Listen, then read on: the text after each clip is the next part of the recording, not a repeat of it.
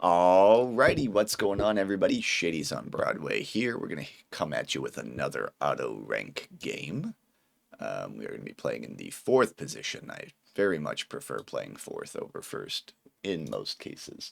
So this should be a fun one.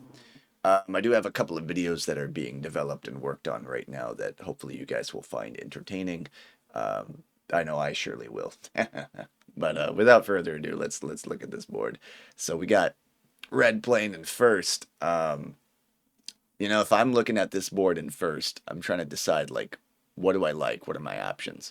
You got a very nice spot here in 8-5-10, but not good ports. I mean, you have the brick port to go with the 8, but then you have this kind of weird wood port on a board that's not really going to be utilizing a lot of wood. I think traditionally a lot of players probably lean into, honestly, 695 is just good for baseline production. The weed is very rare, so you could go with something like 843, expecting something like 61211 or 1092 on the way back. I think 843 is a very safe play. Maybe not in first, but generally speaking, there's a lot of outs for 843. I think you just take 8-5-10 in first because your outs to get somewhere on the ore or wood in the middle of the board are pretty much guaranteed. Uh, yeah, that's kind of just my perspective on it. I think that that would be the correct sequence of play. That you have somebody go on the brick port, or you have somebody go indirectly towards sheep port or 3-1 port, something along those lines. But hopefully you guys are having a great day yourselves, and if you are not, well, hopefully this video will cheer you up. Yeah, we got Nexu as red placing here in first. There you go. You got 695 baseline production, increasing your card count. You gotta love that. Road point more certainly goes to the left here, to the 10-9 or to the 10-5, so easy road settle spot. I mean, you make a ton of wood brick. You can't really say it's ever a bad pick to take 659. But red's like, what the heck? Or black's like, what the heck are you doing? You're taking so long. It's like, chill. We just started the game. Yeah, what's going to be open for us? More than likely not. 8-5-10 goes next. 8-4-3 goes next, and then we get to have a little bit of fun creativity. You guys get to see the Shades fourth position come out. And again, I love playing third and fourth. I know they have statistically the lowest win percentage, but I personally find that I play worse in first position. I really don't like playing or wheat sheep if I don't have to. A lot of people know this already about me, but if you don't, I'm one of those players that, even though it's determined as the strongest competitive strategy, that I am in a boat that still prefers playing side by side, still prefers playing road. I see dev cards as utility rather than as baseline strategy. So we get to have a little bit of a creative out here. I definitely will be taking 843, but what do I want to pair this with? I think the glaring answer is 1092 to the 6-2. The reason is that this solidifies all 5 resources. The wood is incredibly weak, but we can try to trade for a wood here from red, possibly like ore for wood or wheat for wood or something to this degree. But we do have to recognize that we'll probably be leaving the 843 open for orange. Not that I think that that's necessarily anything crazy. You could also make an argument to do 843 611 to the 11-4. The reason I don't necessarily like that as much is you're doubling on 3s, you're possibly doubling on 4s. Then the baseline production is just not that high.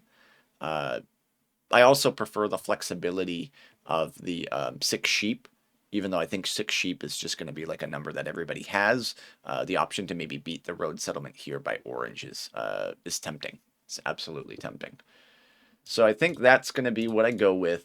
Nothing too crazy that you guys will see come out here. But I do like the fact that we make a little bit of ore on our own. As far as where do we go with our first road settlement, that's always the question that comes up in every game. I think on this particular setup, we prioritize the 6-2 settlement. 2 as a baseline roll probably only happens once or twice in a game, but if we can catch it to where we get the settlement first and then get the 2 wood, that allows us to grab another easy road settlement on the 8 and the 3. But predominantly, the 6 is just a really nice boost to our production. It gives us a lot of flexibility with card. Oh my gosh. I don't know about that, orange. They're doubling up on 9s, leaving the entire middle of the board open for black here. Ooh, I really did not like that pick. And the other really bad part about that pick is that because red makes a ton of wood brick, they just kind of close it out. Like, ugh, yeah, no, that just gives black a really strong or wheat sheep. They expand to 5/4. Yeah, I think orange made an incredible misplay.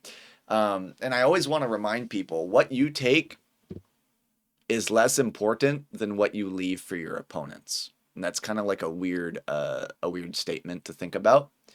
Um, the way that I like to like reiterate or reflect that to like players that are new or players that are like in the scene, you can win a game with a crap setup, but you can't generally win a game when you leave an opponent an amazing setup. I don't know if that kind of makes sense. Like, you can have a bad setup and win, whether that's trades, deal makings, luck, whatever. But if you give yourself not only a bad setup, but give your opponent an amazing setup, you're putting two conditions in play that are generally almost impossible to beat out. So what unfortunately happens here is that orange is going to more than likely lose this race to the 10-5 to black, or they're going to be fighting for 5-4, 10-5 respectively. Red now has the entire middle of the board to dominate. They can start with 3, 10, 11 for all 5 resources, and they have a 8, 4, 3 road settle spot open. Like, come on, dude. They also have 6, 11, 12 open. Like, yeah, they gave him the entire world. So this game is going to be a little bit of an uphill battle, but we're going to try our best. And they start off with a dev card. Good way to start the game here. But we'll try to be positive. We're just going to have to get a lot of help, I think. Because again, we have no way to really block out red from any expansion when they're already produced like the most. Yeah, and then I think orange just disconnects from the game. Oh, brother.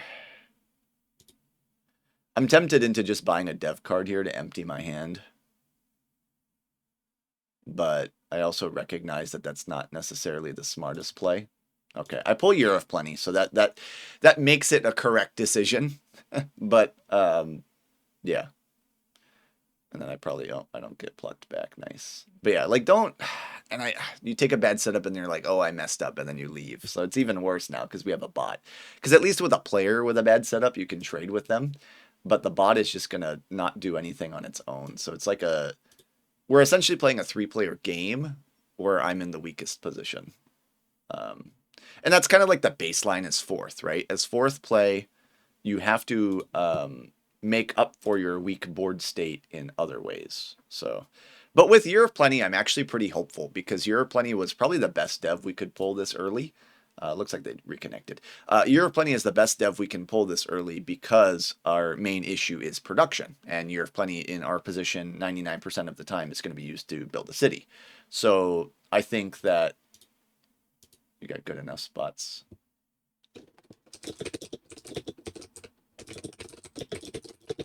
I gotta throw in a undercutting comment.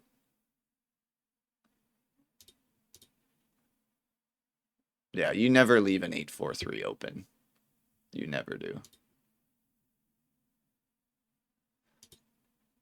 Like, even if orange wins this race, like, ugh. Good bot, I guess. I mean, it's all 5 resources. Like, you can never really, like, you have 2 road settle spots for 3 X's. It's really hard to come out from that, I think.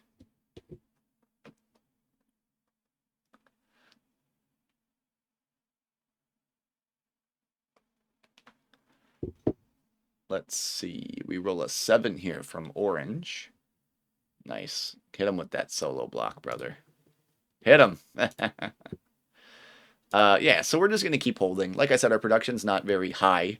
But we don't want to play this Year of Plenty for the city too early and make ourselves a target. We would rather establish at least one settlement first. So it's all about pacing, right? You play the Year of Plenty too early, you empty out your entire hand, and then players just start hammering you with the robber. Whereas at this stage of the game, it's a little early to where you don't need to play the Year of Plenty yet. Oh, they get a nice 2-to-1 trade there for the pop. Then again, I would much rather Orange win this race, but that also possibly means that we lose the sheep port in that. So we'll see what he does. I only make it off of 2. Wood is incredibly rare, my friend. I know you need it to settle. We're not catching any robs, though, which is nice. So I guess the table does recognize that it's not a great position for myself. I mean, I'm not looking for anything specific, but I think I just put it here. Spread the love a little bit. Plus, even though I do think that red is in a really strong position, I would rather hit this spot that orange is sharing because this sheep port is a matter of contention at some point, right? Like when we get on 6-2, we're going to be having excess sheep, and then having the ability to port that out is pretty nice.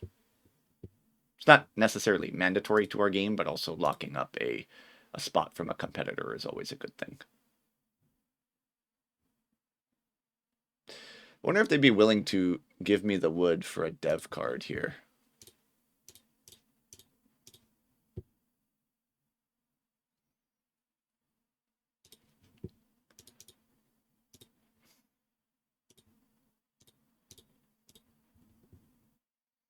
If they want wheat, I can do that, but yeah, I can even do that.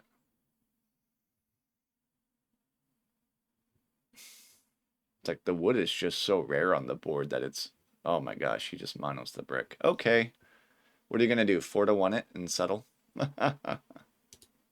That's not nice to bait out our cards like that. Also, using the Monopoly for brick in Orange's position is such a big mistake, I think. Oh, they're going to go to 5-4 with it. I don't know. And they leave it hanging. Oh my gosh, they used the mono to build a road in port. That is so low value. Oh, that is incredible. I'm sorry, when I see play like that, ugh. That's so gross. It's so gross. Like, you always use the mono in Orange's position to get a city, like, in the late mid-game, like, not right now. Like, oh, man. I don't know. That's tough. You see a knight come out aggressively by black, so I'm guessing they have a second knight. Oh, and they solo Orange. Oh, what is going on? I am so confused right now. I guess they really want to win that 5-4. You can give me your wood that you keep screwing us over on. Oh my gosh. Okay, I think they have settlement now? Yeah. I didn't track that correctly like Red did. I could have used that trade. You know what? Honestly, I'm tempted to just drop the Year of Plenty City right now, but I think I'm gonna pop against my better judgment. Yeah, I get a knight.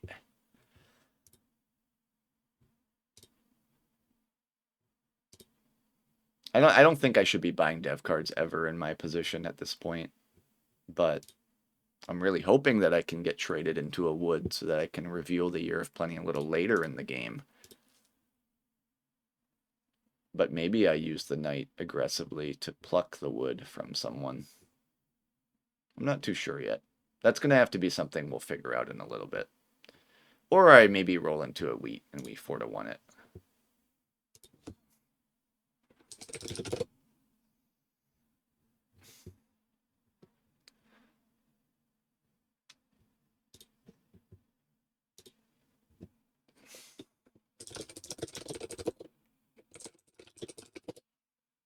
It's a guaranteed pluck, I think, from orange. I either get a wheat to 4-to-1.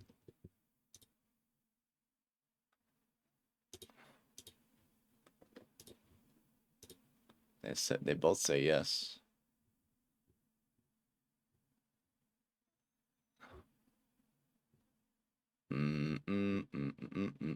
I think I actually just hit orange. No, I hit red. I'm gonna trust you. Don't lie to me. Nice.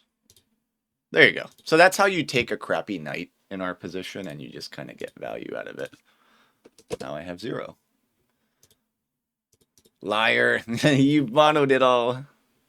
He monoed it all. But anyway, I also get red to reveal whether or not he has a knight. And we probably get robbed back for it, but it's okay. I think that was okay in terms of the value we got out of it. We got the knight to secure the settlement down. And then I think at this stage of the game, we kind of like slow pace it to where we need to get settlements on, well, we want to get a settlement on the sheep port, but we need to get a settlement on the 3-1. We use the Year of Plenty at some point to secure the city on the 8-4-3. And then we kind of just play our game from there. I mean, we don't really have a set win condition in mind. It might have to be build to 10 because army is looking like it's going to slip. But not necessarily. I think army is still in play by almost any player, actually. But I think we can afford to be patient with the Year of Plenty still. Kind of wait for the game to get a little bit more, there you go, a little bit more dramatic there with the insane production boost by red. That 3 is going to be a very monster roll, producing them a ton of ore. But as you can see, we're not really catching any blocks or steals, just because, again, our position on the board is just not really too scary. Yeah, they definitely have city. Let's see if they're willing to trade. They're definitely not going to be trading. Okay. All right, red. Get another knight. Yeah, they're going to be dropping a city this turn. I think we definitely need to get a port before we play the Year of Plenty, because otherwise our hand is going to be flooded.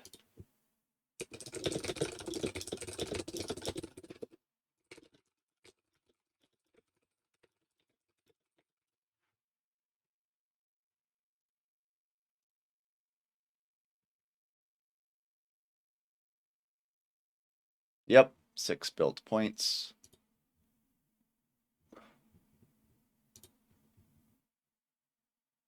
Yeah, this becomes a really big challenge, like how to get through like a position like this.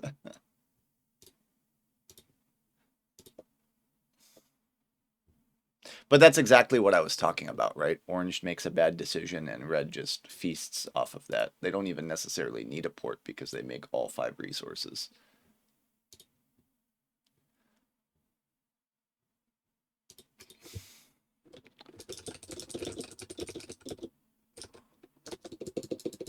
Well, I don't even know what we can do here.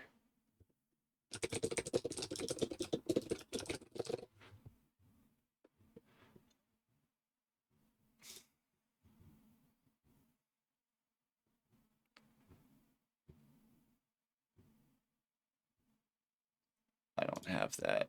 Ugh, that's so yucky.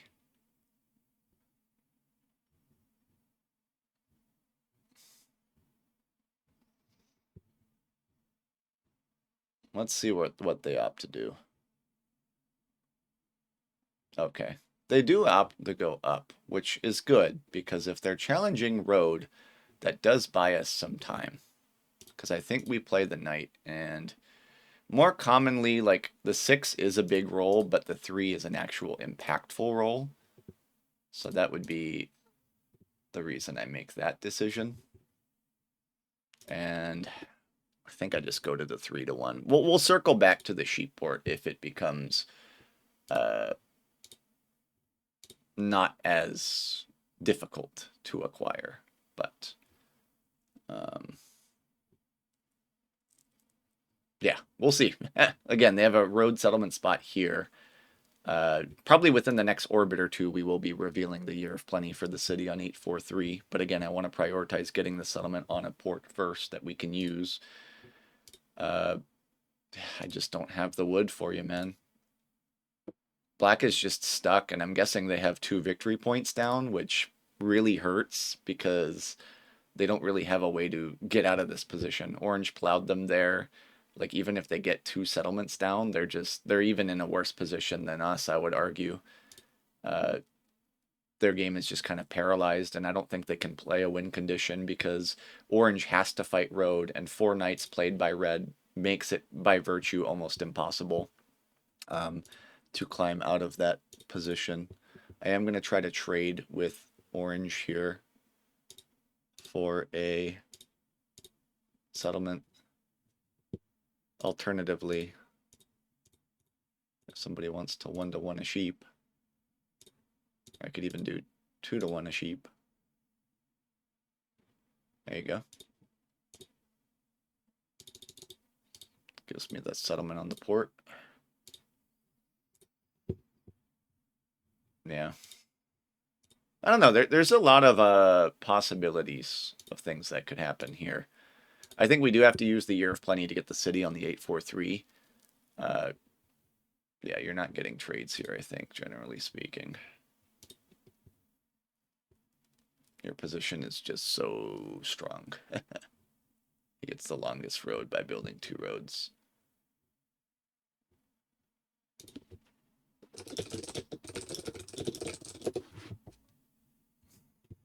Yeah, you go through the middle, right?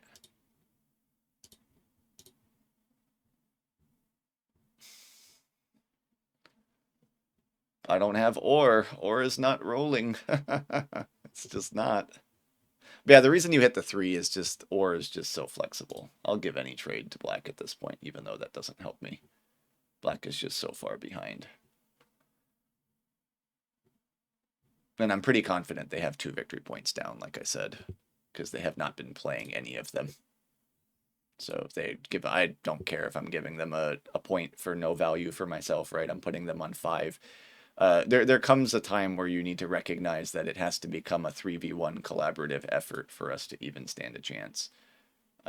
Because by virtue here, what's going to happen is he settles for 7, builds 2 roads for 9, and then we're left in a really challenging position to try to come out from that. And there's also a good chance that Orange also has a victory point down, which means that us popping is really bad because it's more than likely just knights in the deck. Well, not only knights, but the odds of pulling a knight are incredibly high.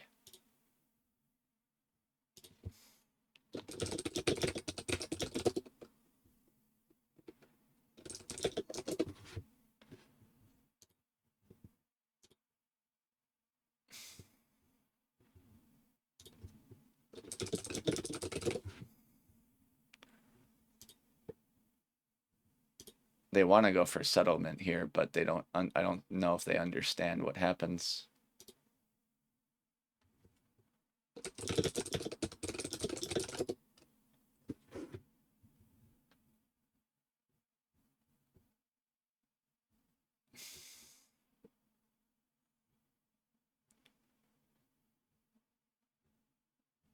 Come on, Orange. He's gonna be mad that I probably have to snipe this spot, but nobody has that. This is my hand. Like,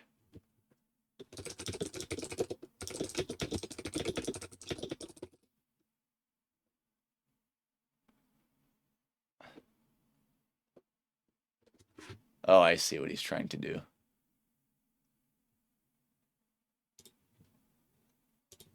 I don't have that black counter.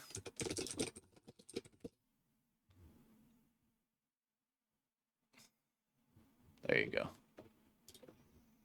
He's cutting the connection. Now I understand it. I mean, it does lower the length by 1, is what it accomplishes. Oh, and we roll into our 2. That is beautiful. All right, let's hold off. Again, Orange is not going to be happy that we're going to be sniping this road settlement probably next turn. But as the board state stands, they can't be wasting roads in that direction, I think. No! Dang it. It's sniping my cards. At least they didn't get the wood or the brick.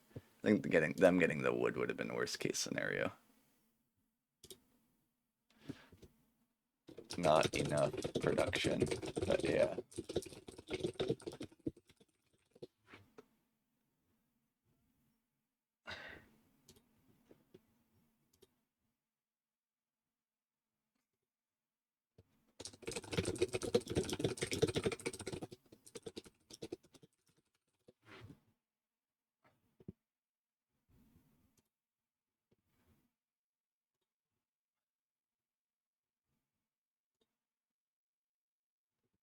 Let's see if they're willing to trade me a sheep here.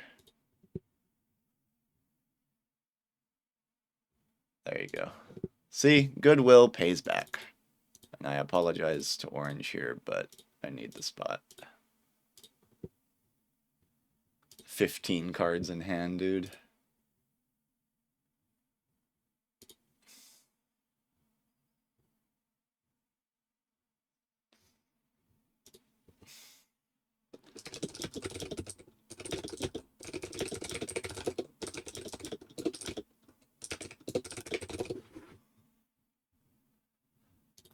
One, two, three, four, five. The connection is just brutal here. I mean, now we like, it's so late into the game to hold this Year of Plenty. But, yeah. At least we know for a fact, or not for a fact, but more than likely that there's 3 VPs across here. So the odds of him pulling that VP are very low. But Orange also never gets a city without help. So, like, you can't even really feed them all the way up there. So if they want to talk about being, nasty, it's the fact that you left the entire goddamn board open that made this game nasty, not anything we did. That's exactly what happens when you leave twice as much. It might even be more than twice as much production as any other player. Yep. So that's potentially 9 points established.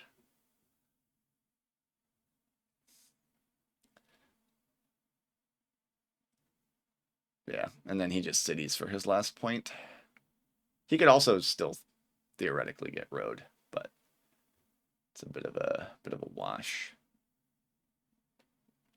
But I'm surely not going to be popping. Not if I don't have to. Oh, that is so disgusting. If I can trade, what could I even trade into here?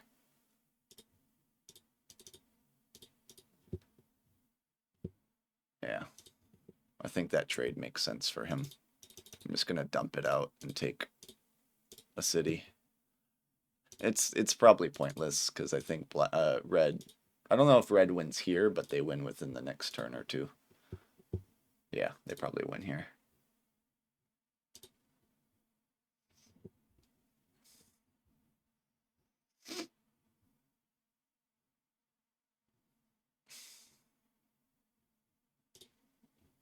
It's a coaching lesson, right? Like, I already knew this game was over the second that Orange built on the 9-10. Like,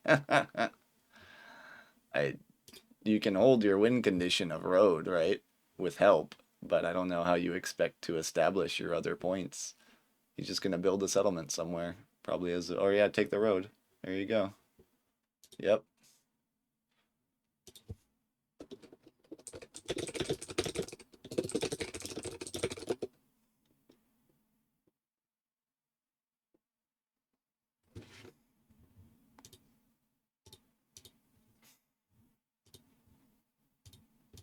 Yeah, like,